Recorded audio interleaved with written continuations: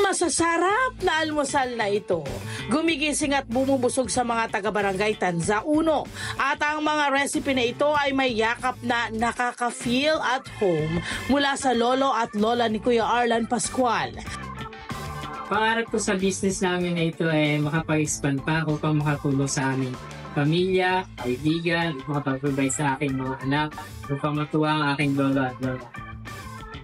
Alamin natin kung bakit patok ang mga lutong tahanan na ito dito sa Kitang Kita.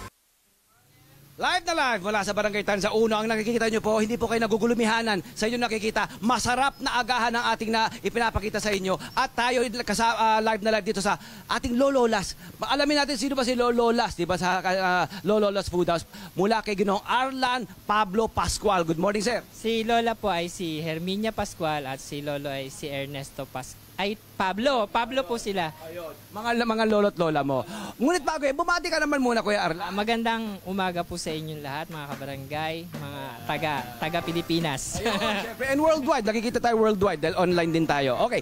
Kuya Arlan, ikwento mo naman sa amin, kailan ba nag-umpisa itong si Lololas? Ang Lololas Food House po nagsimula po ng 2018. Okay. Pero sila lolo't lola, 1965 pa lang po nagtitinda na po sila ng almusal. 1965, dito sa Navota, sa Tanza 1, nagbebenta, kaya Lolola eh. Po yun, pero Tanza 1 rin po. Okay. Kaya Lolola kasi pinagsamang lolo at lola. Lolo at lola mo sa mother side mo, ano, tama, ano? Mother side. Ngayon, itong 1965 na kanyang tindahan, almusal na po mga kabarangay binibenta, pero hindi pa po silog. Hindi pa po. Bali, inadapt ko na lang po yung silog. Okay. Bali, sumunod na po ako sa trend. Okay. Sumunod tayo sa trend niya, pero noon, anong binibenta nila? Almusal, lugaw, sopas, champurado. Opo. Sa mga almusal talaga, yung mga almusal na Pinoy. Ngayon, sir, pwede po tayong umakyat sa taas. Pwede ba? Kasi baka gusto natin matikman. Ipatikim natin ito sa ating mga kasamahan dito. Ito, ano muna ito? Wagyu cubes po with rice, tsaka burger steak. Okay, very good. At ito pa, ito may nakikita ko rito, ito yung natira. Ito yung natira kasi, kaya ayaw ko pa umakyat, papakita sa inyo. Ito yung natira doon sa mga original na inihahain na ng lolo at lola. Ang kanya? Pansit Canton. Bali pansit. Marami yan eh. Lomi, Mickey, ayan, Canton. Yun, okay, game. Akyat tayo.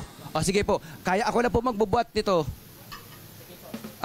Gusto nyo ito? O sige po, dadali natin to sa taas ha. Kasi balita ko ang ating partner ay naroon. Okay, ito na po tayo. Sige po. Okay. Yan. Okay, sige po.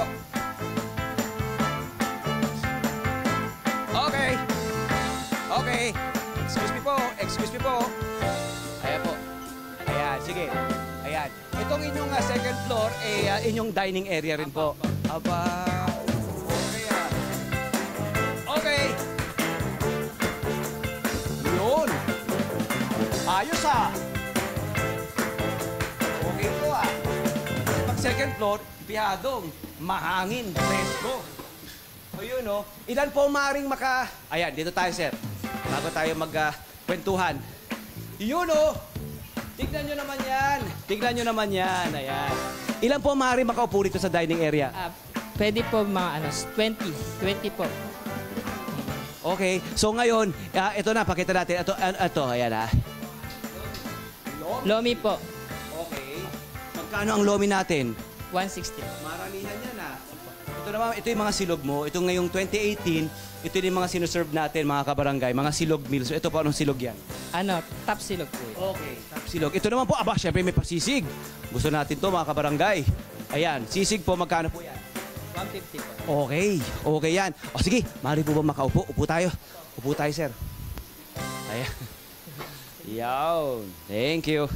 Okay, so, kamusta ang negosyo? Iba ang landscape ng negosyo kasi. Ay, eto na si Ate Lab. Ano naman naiwan kayong pansit? Iyon. Salita ko sa kanilang bestseller. Ayun. Yung kanilang masarap na tapa. Ito naman po ay top silog po. Top silog yan. Apa. Magkano yan, sir? 75. Okay yan. 95 na po pala nagtaas. 95. Walang problema, mura-mura pa rin. Upo tayo, sir. Oo. Upo ka sa gitna. Dito tayo, sir. Oo. Yan. Okay. Ako, eto na. O, Lab. Ito nga, lolola, kasi nga lolo at lola niya sa mother side niya, inumpisa ng kanilang negosyo, 1965. Pero siyempre, iba rin ang, nag-iba ng panahon, hindi ba? Iba ng panahon, dati sineserve nila champurado, sopas. Ngayon, nakiayon siya sa takbo ng panahon. Silog Mills, agahan pa rin. Kailangan ako anong gusto na ng kanilang ng Oo, mga kabarangay. pang-agahan pa rin, pang-agahan. Pero maganda rito bro, iniwan mo yung legacy ng lolo at lola mo, Kasi sila na rin po pa rin. ang nagturo ng- Original recipe niya yung pansit. Tawag Pakita sa natin yan. pansit nila na to. Ito yung aming pansit canton. Tapos, ito po yung aming lomi. Ayan, ito yung nabanggit natin kanina, yung lomi, ano? Yung lomi. Kakaiba doon sa inyong pansit canton na mula pa sa lolo at lola mo. Lolo mo ba o lola mo yung... Lutong Pinoy po siya. Bali, meron silang secret recipe. Wow! Maganda, friend. Yung mga time tested sa best kept na mga recipe ng mga magulang at lolo natin, di ba? Okay. Oo. Okay, and then itong lomi ninyo, kanino ng recipe yan? Ayan, kaila lolo't lola rin. Yun na sa... Sila ba ay mula sa iba't ibang lugar? Tubong tansa po sila. Oo, dito po talaga. Dito talaga. Natutunan yung mga... Typical na Pilipino, pansit. Ito bang yung mga di ba yung tipo na syempre, marami ng over 60 years ng inyong negosyo, marami na silang naipon ng mga customers, di ba? Naipamana rin ba nila sa iyo ang mga customer? I'm sure kasi mga kakapitbahay, may mga kamag-anak yan. Sila yun. Yung mga bagong generation. Balik karaniwan sa mga unang customer namin, mga suke. Yung Oo. mga kakilala talaga sila. Opo. Opo. Kilala yung si Lola Erneng at Ermeng. Ayun. Opo. So kapag kumakain ka rito, naalala natin 'di ba yung kanilang food legacy 'di ba sa barangay? Tsaka mga comfort food tong mga to, my friend, ano? Oo, Mga tingnan mo comfort naman. food tong mga to. Tingnan mo naman yan. Ayun, ito to kutsara. Ayan, i-serve natin 'yan. Ayan, my friend.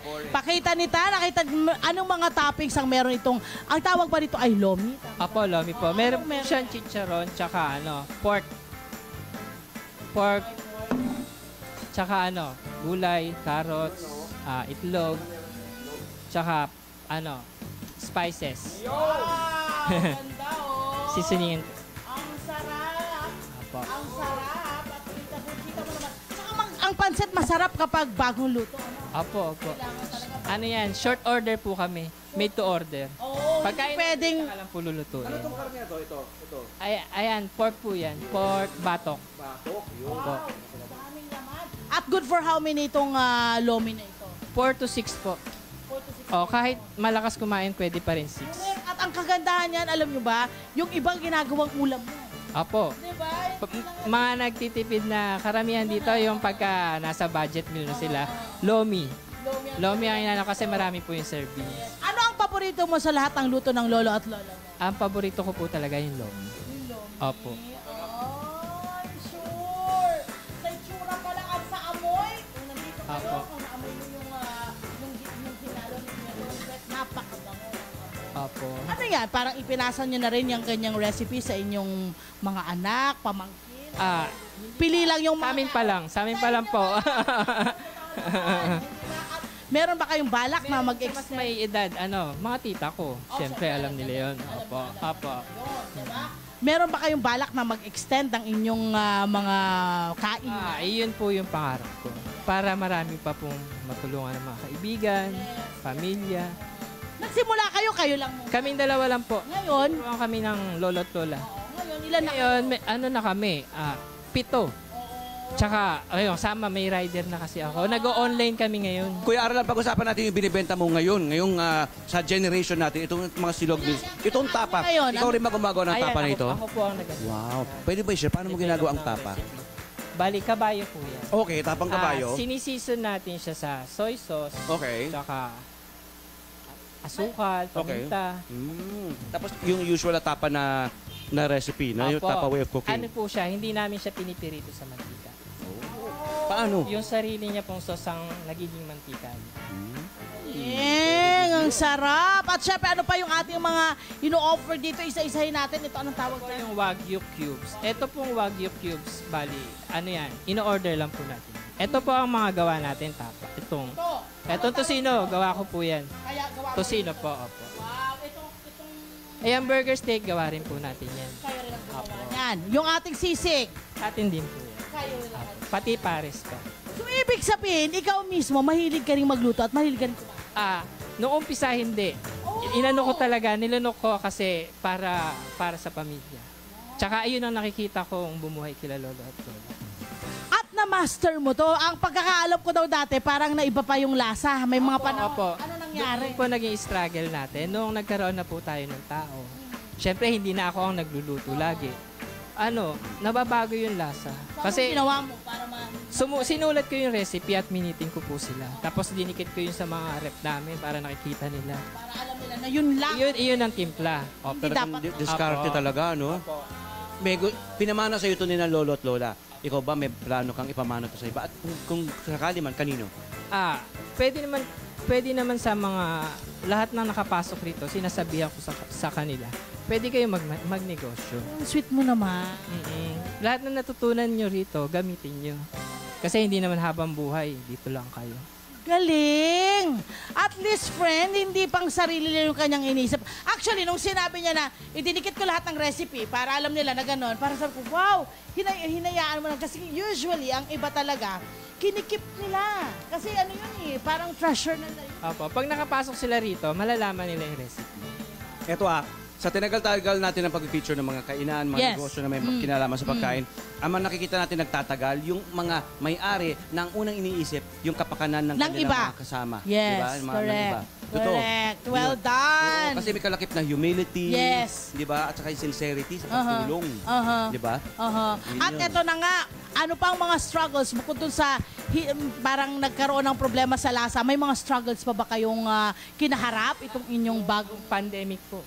anong pandemya? Totoo Pandemic po na hinto ang operasyon. Bali, kinausap ko po yung family ko, yung misis ko, yung kapatid na misis ko. Kasi karaniwan friends and family lang nandito. Sabi ko sa kanila, kung gusto nyo magtinda tayo, dito kayo tutuloy. Kaya nandito kami lahat, siksikan kami. Hindi sila nawala ng Hello po mga Kanet 25! Si Kuya Tony Pet po ito mula sa Love, Tony Pet and Everything. For more Love, Tony Pet and Everything updates, just click on our subscribe button and follow us on our Net25 social media pages at Net25 TV and at Net25 Entertainment Facebook. Magkita-kita po tayo!